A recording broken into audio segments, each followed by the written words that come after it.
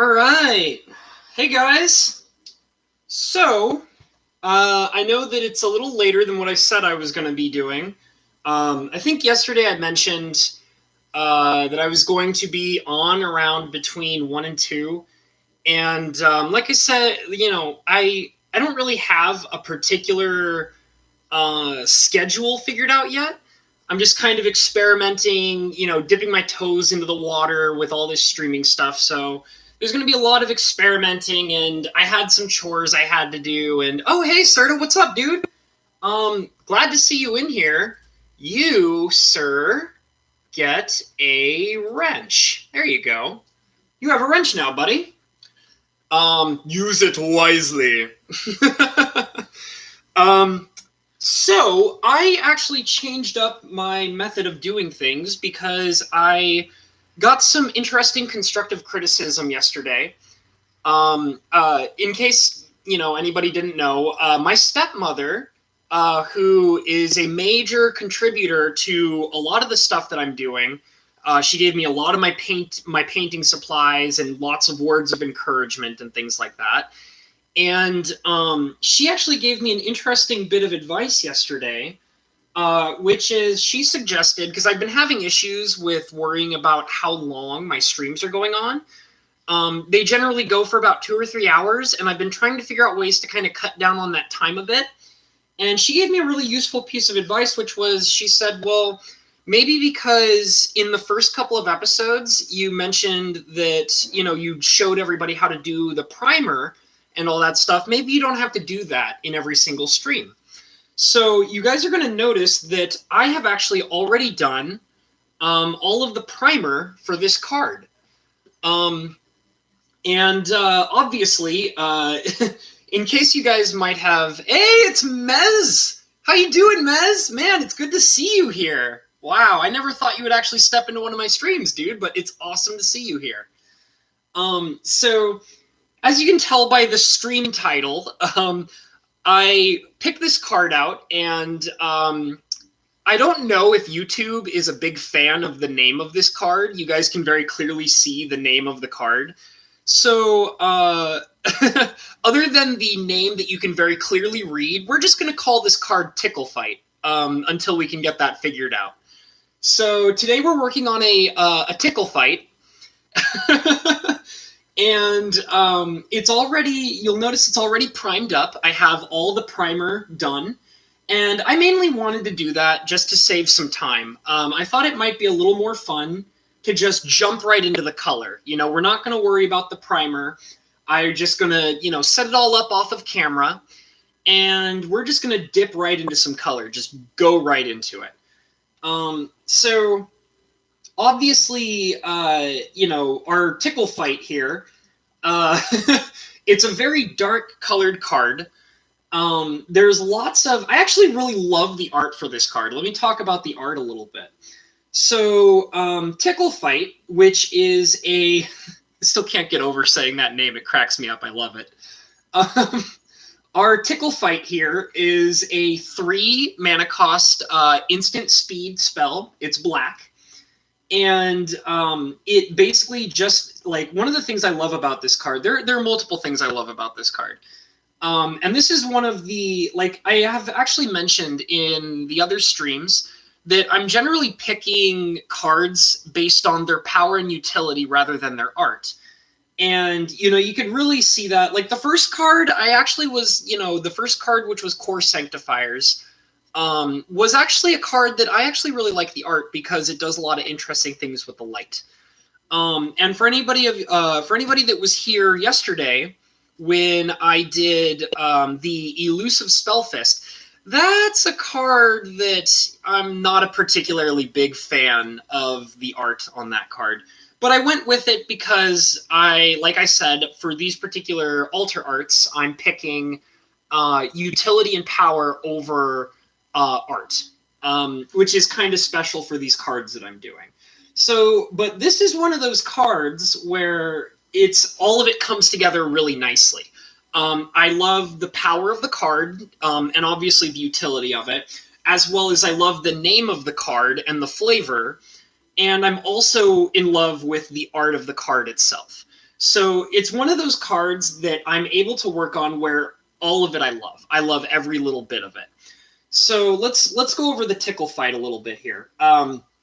Obviously, for those of you who can very obviously read the name, the proper name of our card, Tickle Fight, one of the first things I love about the card is simply the name. And the reason why is because when you play with this card, it's actually just really fun to just go ahead and when you play the card, as I'm saying, it's fun to say dies to Tickle Fight. I know we talked some about art last night. What's your favorite art on card all time and currently?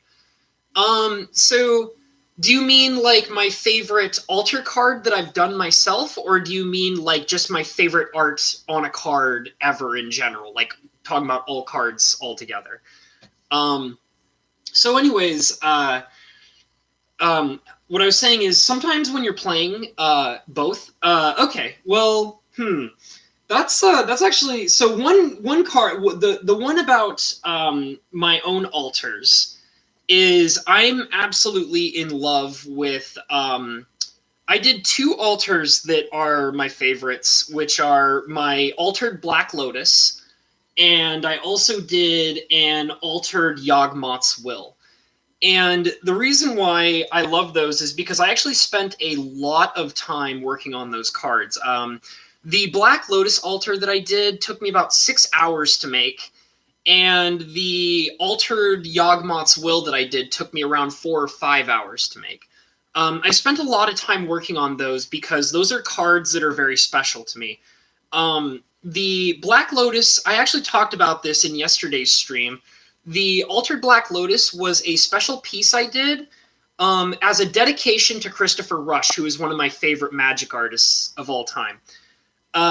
It's just I wanted to do something special because he's a favorite of mine, and so I spent a lot of time and a lot of work basically making this really beautiful Altered Black Lotus. And so I would say that's probably my number one favorite. And the Yawgmoth's Will that I did, the Altered Yawgmoth's Will, is my second favorite. And the thing is that it's special to me because it has no. It's not that I love the original art of Yawgmoth's Will. It's that I love the card as an overall concept. You'll find, especially in like if you ever go to MTG Purple streams, or if I'm ever in a stream or a chat room and somebody brings up Phyrexians, you'll notice that I have a very deep love for the Phyrexians, despite how disgusting and evil they are. But they ended up being one of my favorite villains of all time in all of Magic history. And so I made an altered card of Yawgmoth's Will that basically encompassed everything that I love about Phyrexian into the art of that card. And it's a very dark and grim card. You can find these altars that I'm talking about in my DeviantArt page. I believe I left my DeviantArt page link in the description below for this stream so that people can just kind of go down there and paste the link into the web page and just go right to it. So you can find those cards in there. And those are my two favorite altars that I spent a lot of time on. They're priceless to me. They're not for sale. And I spent a lot of time and a lot of love on them. Now, if I'm going to be talking about my favorite art on cards of all time, it's kind of hard to narrow it down, but the first thing that comes to my mind that, screams in my head of my favorite art is the Chippy Island from Shards of Alara. I actually talked about Chippy a lot in the previous stream. Well, you know how much I love Nicol Bolas, so just because he's evil means nothing. I feel that. I totally understand. With actually the villains of Magic, I love good, powerful, evil villains. My father once told me a long time ago at a very young age when I was really getting into comic books, because my dad is actually a comic book nut. He told me that heroes in comic books, like superheroes, are hollow and pointless unless you have a perfect villain to counteract that hero. the villain is just as important, if not more important, than the actual hero of the storyline. So heroes, I mean, not hero, villains are a big deal, and I love them deeply when they're done really well. And the Phyrexians are that beautiful embodiment of pure evil in Magic the Gathering. And I love them to the core. I love everything about them. I love all the lore. I love how they're undefeatable. I love the idea of like what they represent, like the idea that it's evil on this molecular level. I love Quicksilver Dragon and the promo Glorybringer art. I also love the new Celestial Messenger from 2020. Well, that's nice. Very nice, dude. I'll go ahead and admit, I actually don't recognize. I've seen the Glorybringer art, the recent Glorybringer art, but I have not seen the Quicksilver Dragon or the Celestial Messenger. I'll look into those later. But going back to talking about my favorite art on a Magic card, I think I would have to default to the Chippy Island from Shards of Alara, because it's just this very beautiful, magnificent piece of island art that I've just... It's absolutely spectacular. And I mean, I also do love the Chippy Swamp and the Chippy Plains. And I would actually kind of say that all three of those together kind of embody what I would say is my favorite art of all time. Okay, I'll look for it, Mez. You can actually, I should say this because more and more people have been asking me about this. If you want to try and contact me easily, like send me photos or something like that, I have a Discord. You can find me at Mr. Coffee. Here, I'll actually type it out because it's not like Mr. Habanero. It's a little different. I'm typing it in the chat really quick. So if you go onto Discord and you look up Mr. Coffee, written like that in the chat, you can actually send me pictures and messages and things like that. And I will look into whatever you send me if you use Discord. I'm finding that I'm using that a lot more now, especially since I've started streaming. Lots of people are trying to contact me. So anyways, I got all distracted on talking about my favorite art. So let's actually go back into this murder. Ooh, I said a bad word. We need you in our Discord. Okay, I'll look into it, Mez. I said a bad word. We're talking about our Tickle Fight here. I really, since I'm beginning my streaming, and this is only my third stream, I really don't want to get in trouble with YouTube. So I'm going to try my best to keep calling it Tickle Fight. I love the fact that when you play this card in any kind of Magic fight, you can say dies to Tickle Fight. And it, Murpher. Dies to Tickle Fight is always really fun to say in a battle because it's so obvious what it means. And it gets the point across very clearly. So that's the first thing I love about this card, is simply the name of it. The next thing I love about this card is the beauty of there being a single line of text telling you exactly what this card is doing when you play it. I know the glare is a little bad, so let me kind of get it so that you can see it just a little bit better. It says simply destroy target creature, period. Dead set in the middle of the text box. Nothing, no flavor text, no rules text, no nothing. It's just plain and simple, like, destroy target creature. It's very dramatic, And that's what's nice about this card, is that it's one of those cards where the whole entire card as one whole piece is very dramatic, and it's like the whole thing is a piece of art. It's not just the art box itself. It's the name of the card combined with the actual rules text of what it's doing. It's very in your face. It's very stoic. It's like, no, like, it's dead. It's gone. Get it out of here. And I really like that. It doesn't need to be bogged down with can't be regenerated or non-black or whatever. And obviously in the mana cost, you're going to pay for that. It's very straightforward, and it's not going to cost 2 like your Doomblade or, your Terror or whatever. But it's, the right cost for exactly what it does. And I like that about it. And then the artwork is breathtaking. the art itself. Like, you can look at the art here, and it's just very clear what is happening. There's no, stepping around what's going on in this artwork. It's very, very obvious. It's a crime scene. You just walked in on this dark, macabre crime scene, and that's the beauty of this card. There's so much to love about it. It's, and you can see that this is, a king, some kind of form of royalty of some sort. And, I would even almost guess he's even got a crown in his hand down here. Like, I don't exactly know what was happening, but it appears to me that he had pulled off his crown. Like, like when, it almost feels like as if he was in his final moments. Like, it wasn't as simple as an assassin coming in and just, being sneaky and whatever. It's almost like the formalness of what the card is and what the card does is better represented in the art itself. It's like as if whoever this king was, he knew what was coming. And so it's like he pulled off his crown right before it all happened. It's really just a beautiful, breathtaking piece of art. And I would even go as far as to say that it looks like that his own sword is what did this to him.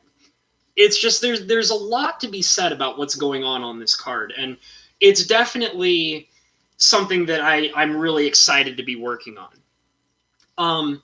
So let's go ahead and get into this. I haven't actually laid down any color yet of any kind. And as I said, I took some advice from my own stepmother, who, and I think she had a pretty good idea, which was she told me to just go ahead and lay down the primer before I started rolling into the stream. So I took a little bit of extra time to go ahead and do that, just so we don't have to sit around waiting for that. I would almost say that maybe I actually spent all that time that would be used on putting primer just talking about what we're talking about. So let's go ahead and get into this. So one of the first things, obviously, is there's a lot of black and gray and purple. And the shading is just spectacular in this card. It's very well done. It gives you, like, it's almost like as if the man himself is in a spotlight. So we're going to be kind of messing around with a lot of black, a lot of gray, and definitely a large amount of purple. And we're just going to be doing mostly shading. So let's go ahead and another thing that I'm going to try and do this time around is I'm also going to try and keep my palette up here when I start setting up colors. So that way you guys can kind of see what I'm working on whenever I set up a new color, rather than just take my word for it as I'm, holding all the colors in my lap. So the first thing I think I'm going to want to do is I'm wetting my brush and wiping it off. And I also have to grab my other brush here because I'm going to need it. I'm going to go ahead and just kind of smash it into this water and wipe it off, dry it off just a little bit. It's still wet. It's not actually completely dry. And the first thing I'm going to want to do is I'm actually noticing that the best way to go about this is I should actually probably make my purple before I get into all the blacks and grays. So I have what's, for anybody who's been in here before, I have my ultramarine blue, and I also have my cadmium red. And I'm going to basically be mixing these two together to get a very nice dark purple color, which we're also going to change based on what part of the painting we're doing. So I'll lay this down. Oh, this is just a mess. I have all this crusty paint on these tubes because I've been using them a lot, but haven't necessarily been cleaning them, which I probably should be doing more. I actually used to, when I first started getting into this, I actually used to clean my paints and my brushes constantly. After every single altar I would do, I would, spend all this time altering, and then immediately afterwards I'd be like, all right, time to clean everything. And I kept doing that, and then it got to a point of where I started trying to do multiple altars in a single day. And so I got lazier and lazier with cleaning my brushes and my paint. So, and I'll admit it, I probably should keep up with it better. My guess is that because I've been doing a whole bunch of these painting streams, multiple times in a couple of days, I decided that maybe what I'll do is I'll do it after I finish this one. And the thing is I also have to let you guys know, I can't really. I do actually go to work. I do have a job, and I know, surprise. I do actually make money for a living. Working and cooking, and I can't stream every day. I would love to stream for you guys every day, but I'm not at that point. I actually plan to get to that point someday. Someday, I'm following my dreams here. I am going to be a full-time streamer someday. I'm saying it right now. It's going to happen. But until I get to that point, I do actually have to survive. So I kind of am expecting that I'll be able to, let me go ahead and say, this is no promise or guarantee, things, oh, sorry, I shook the camera a little bit. I can't guarantee anything, but I'm going to try to be painting on Wednesdays and Thursdays, as well as Sundays and Mondays. So those are the 4 days that I'm going to be trying to paint on a regular basis, because those are my days off. So unless something comes up where I can't do that, which is totally possible, I'm going to be trying to make a regular thing out of it with those 4 days. Once again, I will say it, Wednesday, Thursday, Sunday, Monday. Okay? So those are the days I'm going to try and focus on. So let's go ahead and get these colors mixing. So I'm tapping down my brush. I'm wiping it off because it's all wet. And I'm going to go ahead and grab some of this blue over here. Just like a nice little dab of it right there. And I'm going to put it, what's a good spot? How about right here? That looks like a nice spot for a little bit of purple. And I'm actually probably going to be making quite a bit of purple because we're going to be, like, no joke, we're going to cover this whole card in purple first. That's the first thing we're going to do. And for anybody who hasn't heard me talk about this before in my previous streams, what I actually learned a method from a very interesting painter who sadly, even though I follow him and look at his paintings on a regular basis, he doesn't seem to really make magic card art anymore. But he did teach me something useful just by observing his art and reading his explanations on how he does things. He actually tries to focus on one main color to start with. Like he'll figure out what his main color is going to be, and he'll just cover the whole card in that one color. And then after he covers the entire card in that one color, he'll add on a new layer with other colors. Like he'll do details and various other layers and things like that with other colors. But first he generally tries to get his main focus down and just cover the whole card. And I mean, I'm talking about a guy who does, like, these altars are very different from what I normally do. Normally I do altars where I actually focus a lot more on the art than what the card is itself. So normally my altars are similar to being completely covered in paint, like completely, like other than the main art box generally. So those are what I'm used to doing, but I'm doing a special cycle. I'm doing about 15 cards. I've done 2 cards so far, and this will be the 3rd card in the set of 15 that I am doing. Basically, he does the art style that I'm more akin to, which is covering the whole card in paint, other than maybe a couple of spots or something like that. So that's actually what I'm more used to, and that's why he would just cover the entire card in one specific color. Well, I started doing that, and I found out that I was able to get a lot out of doing that exact particular way of doing it. It made painting a lot easier and a lot faster for me.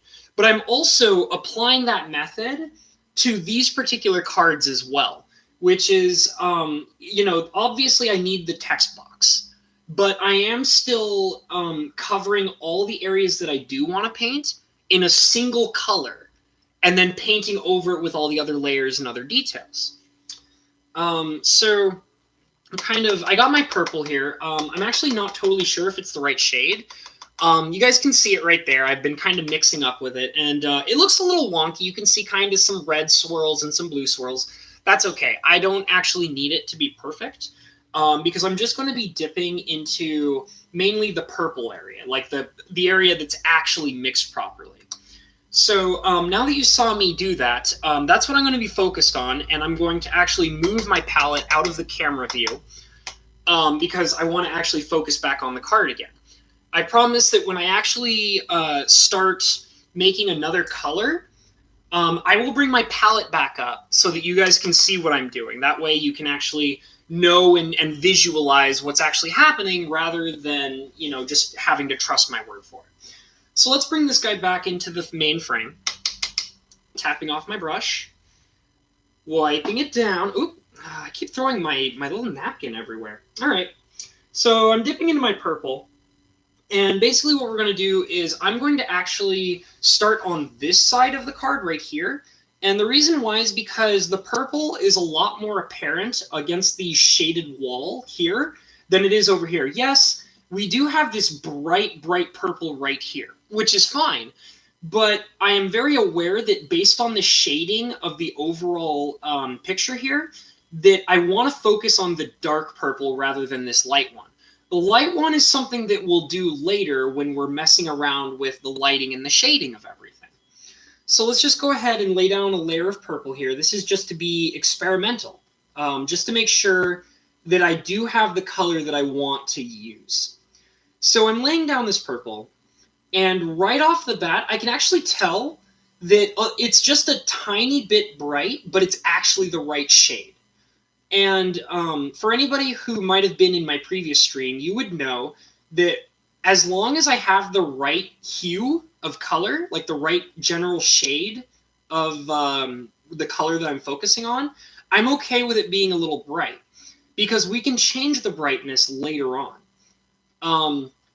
So I'm just laying it down, just trying to get it in there, and I'm going to actually just basically cover the entire card. Like, I'm not even going to stop at any particular point, because you'll notice that in the other cards, if you were in my previous streams, there were areas of the card where I had to actually stop using a single color because the lighting would change, or it would dip into another color. Like, for example, when I was working on the core sanctifiers, there was a lot of yellow and a lot of light. It was mostly brown, correct, but there were some spots where I really had to focus on the yellow. And also, when I was working on the Spell Fist yesterday, I actually had to stop using one main. Hey, Rebecca, welcome back. Glad to see you in here. All right, no problem, Mez. I'm probably going to be in here for a couple of hours. I will definitely check out. You know what? Let me go ahead and open that right now, because I know that that's going to be invisible in chat later. So I'm actually okay. So I'm accepting your invite right now. You know what? I'm just going to keep this up on the side, and we'll just mess around with it later. So thank you so much for being in here, Mez. I'm going to actually be in here for a couple of hours, and so you can come back in whenever you feel like it. I'm out at a friend's house drafting my Modern Horizons box. Wanted to pop in and say hi. Well, glad to have you here, Rebecca. Yeah, Modern Horizons, I'll be straight up. I really want to try and get my hands on some of those cards, but the problem is that it's so expensive. But you know what? In all seriousness, more power to you, Rebecca. If you can get your hands on those Modern Horizons cards, I think that's so cool, because I do actually like a good portion of the stuff that was in Modern Horizons. I just don't have the money for it, and it's sad, because it seems like it was actually, if it was priced at a normal set, I would have been all over that. Anyways, moving on. Let's see. Yeah, Serta, totally, man. Oh, are you finger painting? You're gonna finger paint, bro? Hey, Wild Goat, how's it going, dude? You know what? Let me just go ahead. Let's see here. There you go. Okay. Goaty Goat is now a mod. So I trust you guys. I'll let you when I get when I. Okay, all right. It's not a big deal. You are so cool, Rebecca. I really appreciate the offer. If you do in fact want to send me something cool, I'm all aboard. But don't feel like you're obligated, please, girl. You're way too cool. Um, I'm also going to go ahead and tell everybody again something different that I did. I actually started this stream with my primer already laid out. So I actually didn't spend time setting up the primer. It was a piece of advice that some constructive criticism that my stepmother gave me, who was in the previous stream yesterday. She thought it might be useful to just go ahead and do the primer, because I feel like that's a really boring part. So I decided to just go ahead and set that up before starting the stream. And I'm also willing to take more criticism about that exact thing. For example, if multiple of you guys really, for some reason, want to watch me lay down the primer, like literally start with a blank card and just lay down the primer, go through every step and every portion, let me know, because I mean, I'm more than happy to start these streams with a blank card and do the whole primer process in front of you guys. But if you guys also think, that it's kind of a waste of time, I'll just keep doing it like I'm doing it today, which is I skipped it. So we're just focusing on the color. That's how we're going to roll with this.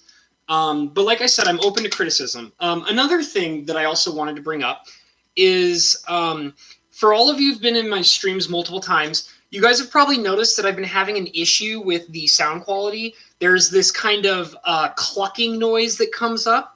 And I actually decided to do some research last night at the end of the stream because it happened again yesterday.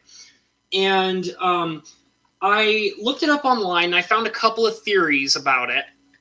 And two of them I might be able to do something about. But I actually feel like that the answer of what the problem actually is something that I don't think I'm going to be able to fix for a while. The most reasonable answer that I got was that my computer is just very old and out of date.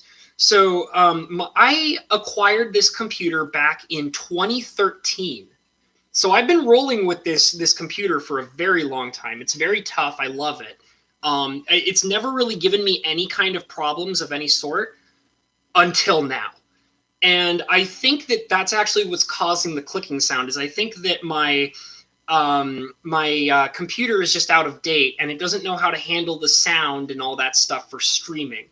So if that is in fact what the problem is, that's going to have to be something that I'm going to have to deal with later down the road. Now, if any of you guys think that there's a better answer to what it might be, I'm all ears. By all means, hit me up and let me know that you think there might be a better solution other than completely replacing my computer. But I do promise I actually have to save some money right now. My phone is in some trouble, and I need to get a new phone first. So actually, I've been saving up some money to buy a new phone. And once I get my phone replaced, I'll actually immediately start saving money again to buy a new computer. Because I do want to do more streaming. And I feel like, whether or not the age of my computer is in fact the problem, I just know that this computer is very old and it needs to be replaced. I got it in 2013. That's, it's an old fart computer. So I will be, whether it is the problem or not, I'm going to save up for a new computer. And then I think that a lot of the problems that I'm having will be solved once I get a new computer. But until then, I'm sorry, guys. I'm going to have to, deal with the clicking for a while. But if anybody else thinks that there's a way to deal with it, by all means, let me know. I'm totally okay with that. So now that we've explained that and gotten that out of the way, I'm just going to go ahead and go back to dipping my brush in purple. And I'm just continuing on with painting the sides here, all this nice dark shade of purple that I like so much. It's this nice royal kind of purple that I've made out of my ultramarine blue and my cadmium red.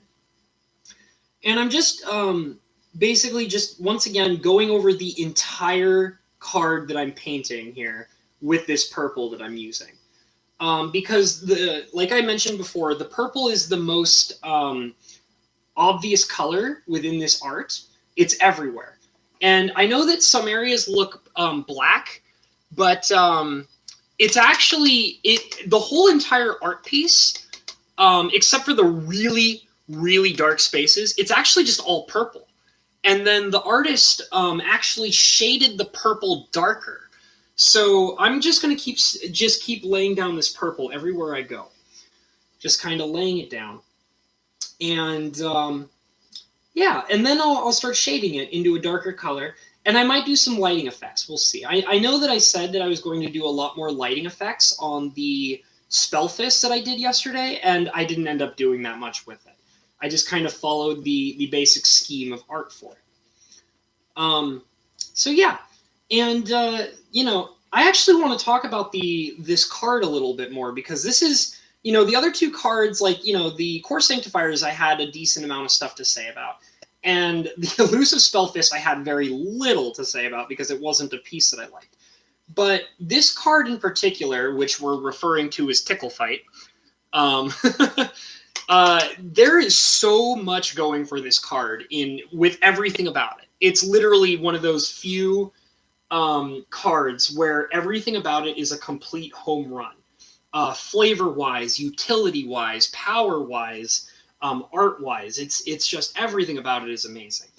And I like cards like that. Like, some examples of other cards that do exactly what I'm talking about is I have a card in my cube. For anybody who's never talked to me about this before, I have what I call a collection of cards called a power cube. And my power cube is, so first of all, if anybody's wondering why it's called power cube and not just regular cube, it's because in my power cube I have power 9. And for anybody who doesn't know right off the bat, my power 9 is not real. It's all proxied, but I don't care. But that's ignoring the point that I'm trying to make. So I have a power cube with all these amazing cards in it. And one particular card that is very relative to the card that I'm painting here right in front of you is I have a card in there. It's a 4-mana sorcery called Day of Judgment. Some of you might know what it is right off the bat, but in case you don't know, it's a 4 converted mana cost, double white, sorcery speed, and it says, it's just like this card with its text box where it says, destroy target creature. So Day of Judgment says, destroy all creatures, period.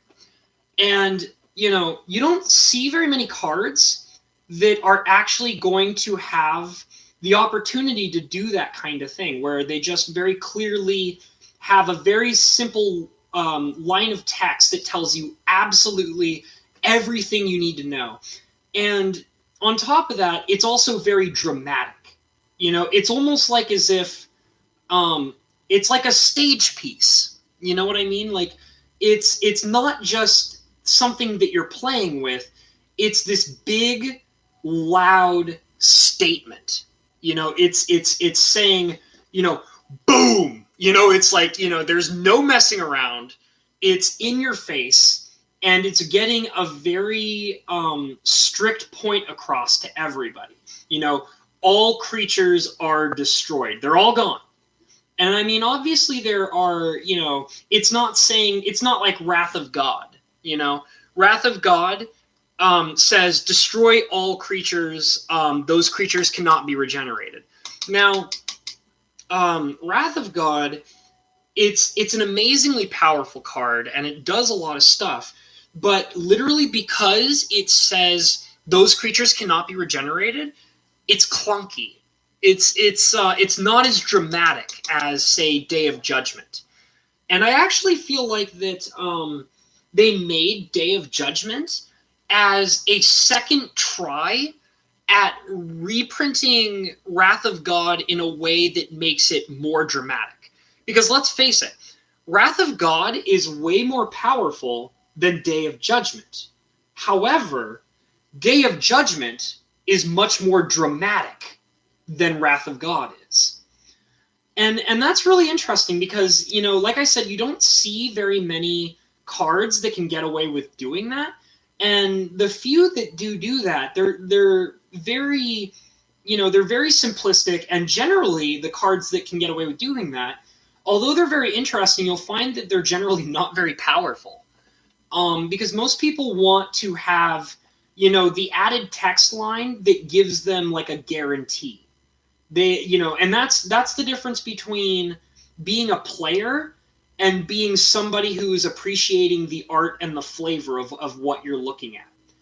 Um, so, cards like Day of Judgment really speak to me in that way. Because you just don't see that kind of stuff very often, and for good reason, let's face it. Because, if you were to show somebody a Wrath of God and a Day of Judgment, most people are going to go for the Wrath of God because it's just more powerful. But, sometimes what was really interesting is Wizards of the Coast used to be really good at making cards for every kind of audience that they had. And I mean, that's obviously changed over the years, but they were much more interested in literally pleasing as many people as they possibly could. And you could very much see that in their design for cards. So we have, like, I don't know if you guys have ever heard of the psychology of Magic players. A long time ago, there was a really interesting article. Well, actually, there was a collection of articles that was talking about the psychology of Magic players.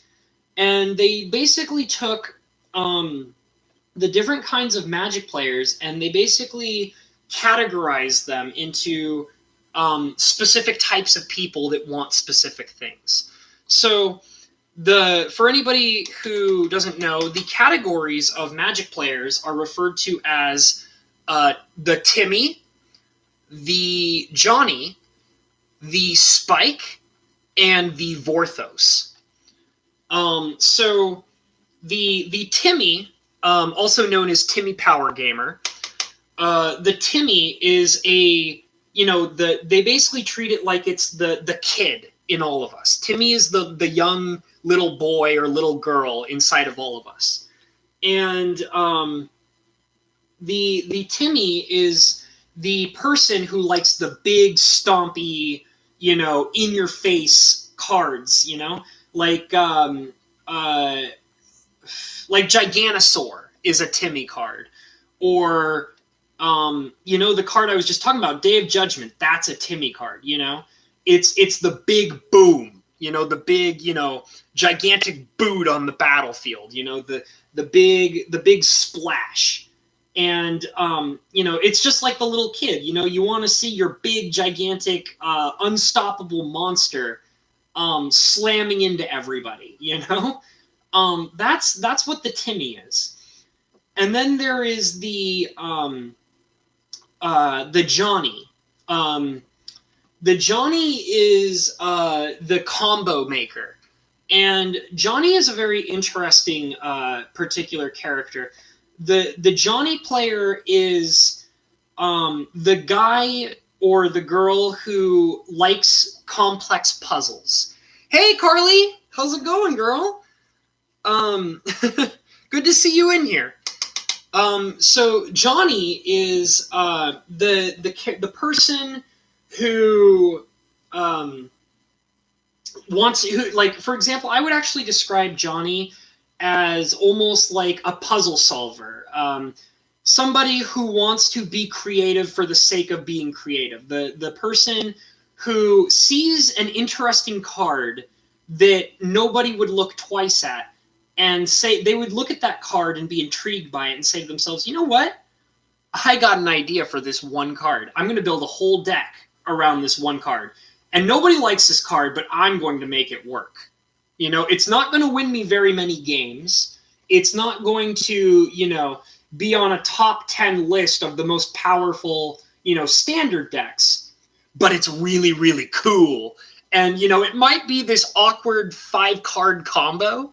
But, Johnny is a person who, if he can play 5 games of Magic and he can completely make his combo work and win one time out of those 5 games that he's played, Johnny's a happy guy. That's a Johnny player. And then you have Spike.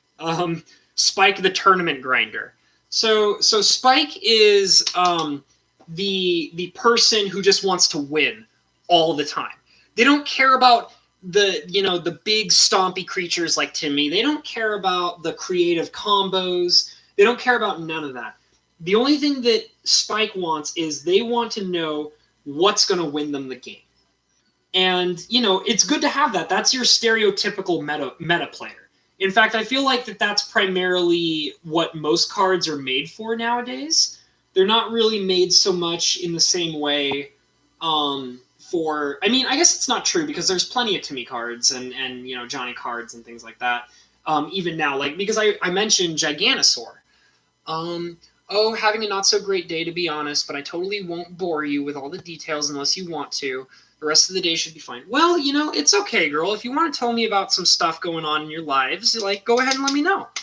I do know that Perp was having a bit of a rough day. He was telling me that he didn't get very much sleep last night. And I actually found that funny because I had a rough time sleeping as well last night. Last night, for some reason, I don't know why, but I woke up multiple times last night, and I woke up at 3 a.m. And what was really weird is when I woke up at 3 a.m. last night, my brain, when I woke up, my brain was like, "Hey, it's morning, time to get out of bed." And I was like, "Brain, what are you talking about? It's 3 a.m. What are you doing?" And then I had to kind of toss and turn for an hour before I was able to fall asleep. And that happened to me 3 or 4 times last night. It was driving me insane. And I even got up extra early today. Normally I sleep in, because it's my day off. Normally I sleep in until about 8 or 9. I decided to get out of bed at 6:30, which is really early for me. Even on a work day, that's really, really early for me. And I don't know what it was, but my brain was just driving me nuts. So I just decided to get out of bed at 6:30 and start my day off early and all of that. So, I mean, I know, that's really stressful, and I'm still dealing with it as well. I'm actually a little fatigued.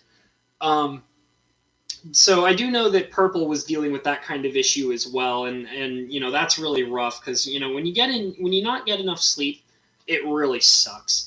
And then it was also kind of rough because, and I mean, I don't know, I can't remember if you were in the stream or not, Carly, but there were a lot of dickheads in the stream today in Perp's morning stream. I was actually having a fun time chatting in his stream to begin with, but then we had this flood of new people coming in, which is great. That's awesome. But there were a lot of people that were just acting like jerks, and I had to kick multiple people out. And then I got into an argument with a guy who was constantly trying to start, crap with Perp. And he kept trying to start something, but he was kind of trying to argue. And I was like, listen, you seem like you're an all right dude, but you can't be trying to, do this. And it got to a point of where he was repeating himself so much that, Mike just went off on him, absolutely went off on him. And, he even told him, he was like, listen, my moderators were telling you over and over and over again to stop it. And you're not listening to them. So now I'm getting in your face right now. And, as all of us as moderators, because I feel like everybody in here right now is a moderator in Purple's chat. And, it's just tough because we're all trying to do the same thing and help each other out and have a fun time. And I don't ever want to seem like I'm being mean to any of the new people because, we want new people. But, that was just getting out of hand and the guy was not getting it. So, it's been weird. It's been a weird day for everybody. But tell me, Carly, how are you doing? What's going on with you? What's going on with you, girl? Tell me about it. Because I'm just here going over my layer of purple, adding just a little bit more. I'm just kind of darkening it a bit because this is a very dark colored piece of art. So I'm just kind of laying on the purple as much as I can. Yeah, that same guy tweeted at him going, cry about how someone disagrees with you, and I responded not so kindly. I'm typing up my day. It's just a little lengthy. Well, that's all right. Yeah, that guy was a real annoyance. And I mean, like I said, I was trying to get him to calm down, and he was just not listening. So I do have to admit, though, it was pretty funny because after Purple yelled at him, he dipped out. He was scared. So I mean, it's kind of funny that he's being a keyboard warrior now. But whatever, you just gotta ignore losers like that. Like that's just how it is. Like there's so many losers on the internet that it's not worth wasting your time worrying about them. And like I said, until Mike went off at him at the end, which was very much deserved. There's nothing wrong with what Mike did at all, because that guy had it coming. But we were trying to talk the guy down and get him to understand, because he seemed like he had some interesting things to say, but he was just a broken record, saying the same thing over and over again and driving everybody crazy. And Mike was doing a great job at ignoring him until the very end. And it's generally our job as moderators to try and get people to relax and calm down so that Purple doesn't have to flip out on them, because it's just going to stress poor Mike out. So we're just all trying to get that done, and that guy just didn't want to listen to anybody, and it just got to the point where you know the story. So I'm actually kind of glad that I do want to get big and popular with doing more of these streams, but I'm also kind of glad that I'm not at the point where I have random jerks coming in and messing everything up yet. I know I'm going to have to deal with that, but that's also why I gave you guys wrenches. I trust all of you. I know you guys very well. You guys are my homies, and so you guys all deserve wrenches, which is why you guys have them here. And I know that eventually we're going to have to start dealing with people who are just going to be obnoxious. Okay, so this is going to be interesting because now I actually have to stop. I have multiple layers of purple going on here, and I'm going to actually have to try to do a couple of different things. I'm observing the artwork and trying to figure out where the black shading is coming in. Like, for example, excuse me. Yeah, I said that the problem wasn't the disagreement. The problem was being an obnoxious dickwad for 30 minutes. Yeah, he was. And learn what the problem was. Who cares if people disagree? It wasn't that. Well, and the thing is, too, is that, like, and this is something I try to tell people, because when it gets into the spam range, like, if somebody says something, and like the thing is that I've learned, and this is also one thing I really respect about Mike with his streams, is so aside from my hands with being terrible, oh, I'm sorry, girl, I'm sorry you're in pain. Don't worry, just relax and take it easy, and the pain will go away. I know you, girl, you'll be all right. But you just take care of yourself, okay? I won't be able to game much. My clicking finger is in a splint. Oh, I'm sorry, Carly. Things are going to get better for you, girl. I promise. They will. It's going to happen for you, girl. Things are going to get better. God, I'm all distracted now. It's fine. You're not distracting me too much. It's all good. I promise. But yeah, one of the things that I like about Mike is that he's very good at reading everything. Like, and that's the sad part about a lot of the new people that come in, is they actually don't know right away that Mike Hatcher reads every comment. He really does. He's a fast reader, and he's very good at paying attention to everything that's happening in the stream. Sometimes he gets backlogged with comments when they're flying by really quick, but he actually makes an effort to scroll back down, read the comments that he's missed, and he cherry picks what's relevant or what intrigues him. And I really like that about him, because the thing is that every comment does get read by him. And a lot of the new people that come in, they don't get that. And it's hard to understand that. Something about, I got my look, let's see, afterwards, I look at her and shake my head. She goes, you better, let's see. Oh, I see. I fell behind here. Okay. Shit happens, but this shit on the bus today was ridiculous. Sorry, I'm like, no, it's okay. Don't worry, Carly. You're good. You're good. On the bus was blocked, going to help an elderly lady with bringing in disability seating on her cart. Then some other old woman comes on and goes, "Can you move so I can get past? Can you give us a minute, please?" And she pushes on me to get past. What a screw her. Afterwards, I look at her and shake my head, and she goes, "You better watch your mouth." And I said, "Yeah." So, man, well, you know what? she's a POS, you know, like whatever. There's a lot of rude, stupid people out there, and you know, you just gotta let it. You just gotta let it. You know, and I mean, I'm glad you're in here, you know, chatting with me about it. Because the thing is that the chance that you have to get that stuff off your back and express your anger and frustration, the easier it is to relax and relieve that stress. So you need to, like a woman that I very heavily respect. Um, she's a very very close friend of mine, and she's also very smart, and she's done therapy work as well and such.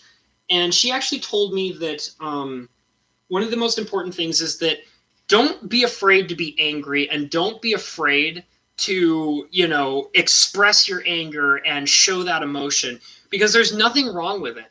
And the sooner that you have the opportunity to let that out and let everybody know that, you know, you're very frustrated with this, and, you know, it's been bothering you and all this stuff, the quicker you have a chance to recover and relax and just sit down and you know, take it easy, because you just need to get that off your chest, and that's what's going to, you know, get you to be more comfortable with yourself afterwards. Because if you're just holding that in and not telling anybody about it or yelling about it to anybody, it's actually much less healthy for you. Like it's you know, you're holding on to that stress, and that's how you get things like what's it called? There, I can't remember the name of it, but there's a thing where if you hold on to stress, it can actually affect you physically, and that's not good.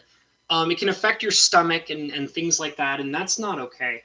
So, you know, it's good that you're, you know, letting everybody know and just getting it off your chest. Real talk, you know.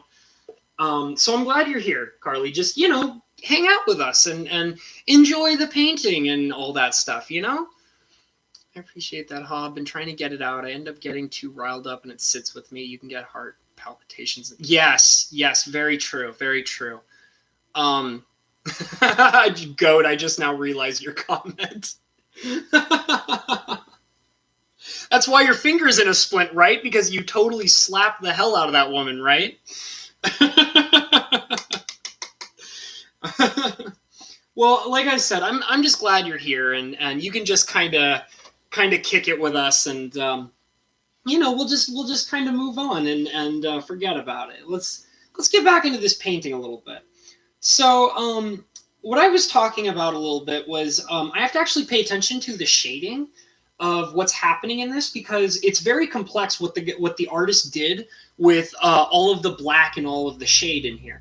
It's very clear probably that you guys can see that there is a much darker area here that's just basically dark black.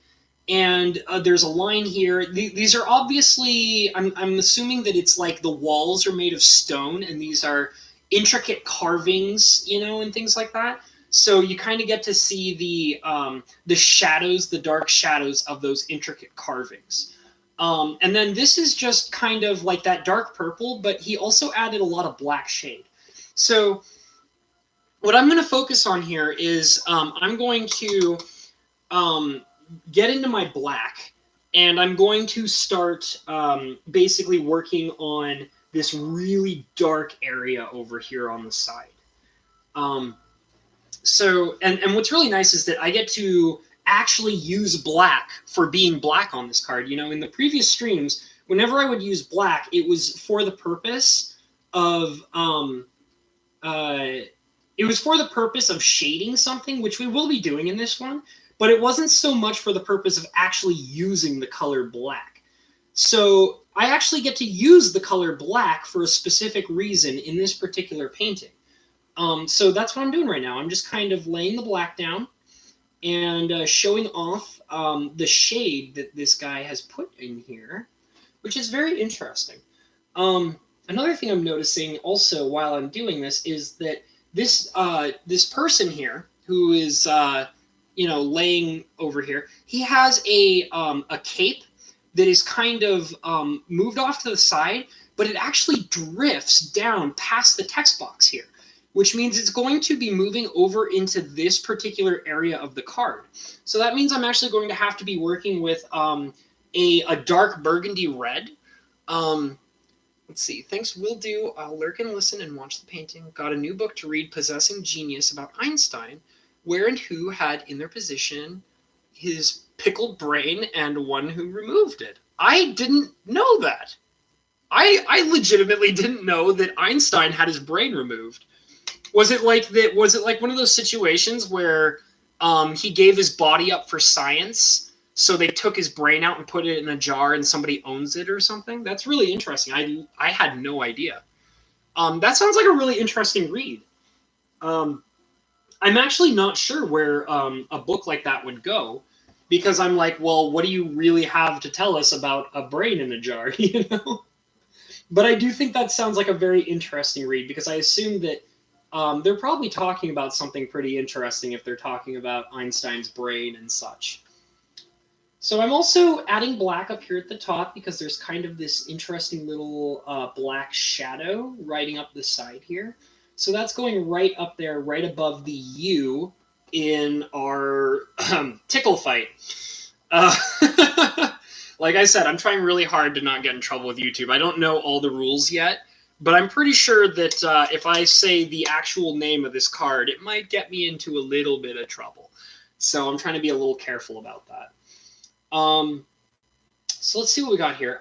So I'm also going to dip into my black again, and I'm going to, this time I'm actually going to rub it off a bit so that I can use it for shading, because I'm going to work over in this area now, which is much, much darker, but it's still that very like dark purple going on.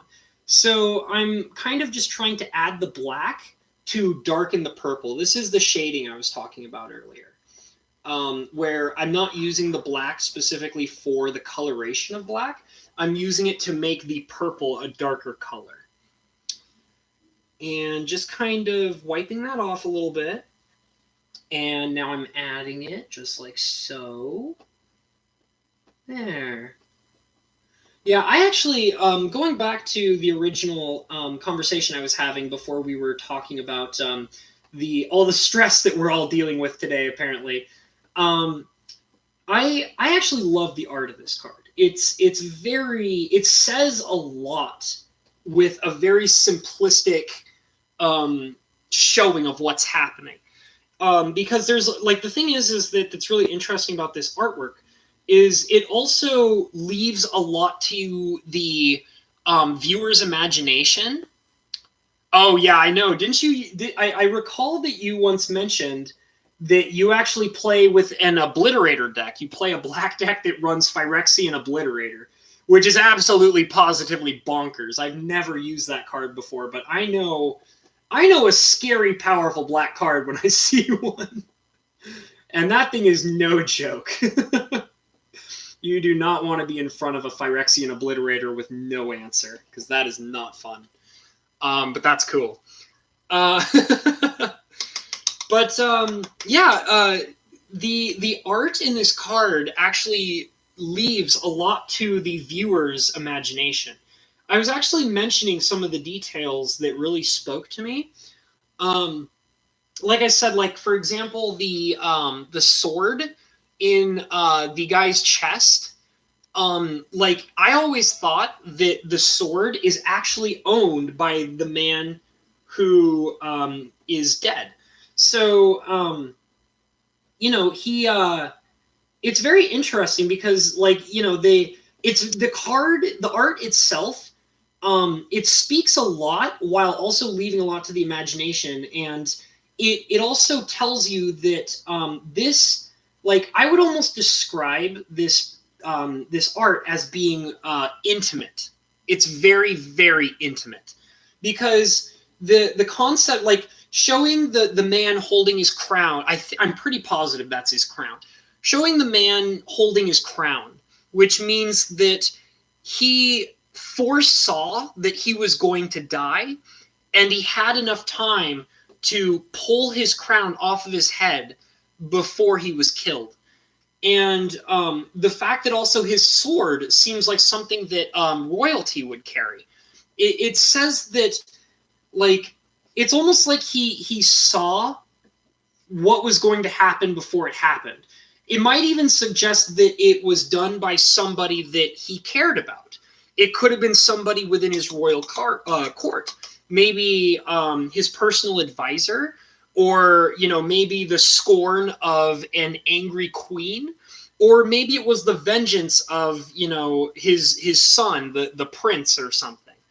There's a lot of intimacy in the art itself, and it feels very very sad, but in this really interesting kind of beautiful way. I would almost describe it as being very very macabre. Or maybe no, you know what? Macabre's not quite the right word. I would say actually it's more melancholy. It's this beauty in sadness. Because I actually think that macabre is a bit more descriptive towards beauty through gore. And just throwing it out there, Champions of Kamigawa has a card called the Oni. I actually own that card, Goat. Oni Possession. That's a great card. I actually would alter that card if the version that I have wasn't the only one that I have. If I remember correctly, let's see, is Oni Possession the one that takes control of a creature, or is Oni Possession the one that turns the creature that you use it on into a demon? Because there's two of them. I played very heavy in the Kamigawa block. I used to run a ogre and demon deck. It was red and black. It was a pre-constructed Kamigawa deck, and it had I think it was a single Oni Possession. And if I remember correctly, if I'm thinking of the right card, the Oni Possession showed a monk who had this really creepy, gleeful smile on his face, and he looked like evil and devilish. And the idea was that it was using demon magic to steal a creature from the other side and turn them to your slave, which was really cool. And it had like a rule where if you didn't control an ogre, it would hurt you every turn or something like that. Demon bursting. Oh, yeah. Okay, so that's actually the one that turns the creature that you're using it on into a demon. It would give the creature, I think it was like +3/+3, and I want to say that it gave it like death touch or fear or something like that. I have seen that card. I can't recall. I want to say that I still have it. And yeah, that was a really cool card. That was back in the days when demons punished you for their usage. And the flavor behind that was amazing, because it was taking the creature you're using it on and actually turning it into a demon, which was awesome. Like, I always thought that was really cool.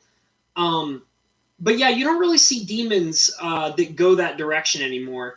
Another card that I adore because it's so gruesome, it's absolutely gruesome, is I own a Kuro, the Pit Lord. Have you guys ever seen Kuro, the Pit Lord? That thing is bonkers. That was such a cool card back in the day. I remember getting that thing, and I was just like, I'm going to destroy everybody with this. It's so nasty. It was like this crazy expensive 9/9, and you could pay life to give -1/-1 to any creature on the field. So, like, you could pay like 5 life to give -5/-5 to something. It was so awesome. I loved the demons in Kamigawa. They were so cool. They were just absolutely brutal to your opponent and to you. It was so much fun. But yeah, I love the Kamigawa block. And the thing is, too, is that even though a lot of people don't like the Kamigawa block because it was so weak, the thing is that I was playing very heavy during the original Mirrodin block. That was where I really got into playing Magic a lot, and I actually hated that set. I hated it so much. +3/+3, sacrifice a creature. Yep, that was pretty good. That was a cool card. I like the flavor. You know what? I might eventually paint one of those because I think the other one that I was thinking of, I only have one copy of, but I think I have like 3 or 4 copies of Oni Possession. So maybe I might whip that out eventually and see if I can paint one or something. Because that was a really cool card. I remember because the demon popping out of the human being was very like it was very Hellfire-like. Like it had a lot of flames going on, and there was a lot of interaction. Like it was a very gruesome and brutal scene to look at, and I like that a lot. Um, I have a few Kuros. Yeah, Kuro was cool. Kuro was so cool. I know that by today's standards, you know, most people wouldn't bat an eyelash at it, but back when I was playing in Kamigawa, that thing was my jam. I every chance I got to try and whip that beast out, I would, and it would just wipe everything out. It was so cool. But anyways, back to what I was saying. I really started getting into like I mean I started playing Magic in Invasion, and when Invasion came out, I think I was about 11 years old, 11 or 12. And but when I was playing in Invasion and things like that, I was only playing with my friend very casually. So I mean, I wasn't actually going to tournaments or anything. I was very young, but when I officially started like going to comic book shops and playing on the regular, that was in the Mirrodin block. That's where I got started, and I hated the Mirrodin block. I think you know the thing is that either you really loved the Mirrodin block or you really hated it. And generally, the people that loved the Mirrodin block were playing Affinity Ravager. And the people that hated Mirrodin block were not playing Affinity Ravager, you know? So, you know, that left I didn't really understand. Like, at that time when I was playing, I was very young and I didn't understand a lot about you know, card advantage and things like that. So I never really played Affinity Ravager, but I definitely got my face beaten in with it a lot.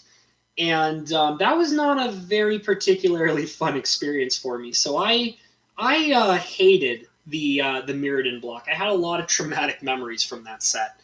And but when Kamigawa rolled around, I was in love. I loved Kamigawa because I played that like, and people say, oh, it sucks because there's not very much power in it. And I mean, like there was only like maybe 2 or 3 great cards in Kamigawa. But the thing is that when you're a young kid who is only just really getting into Magic and just barely understanding it, Kamigawa was a very good set to just kind of really jump into.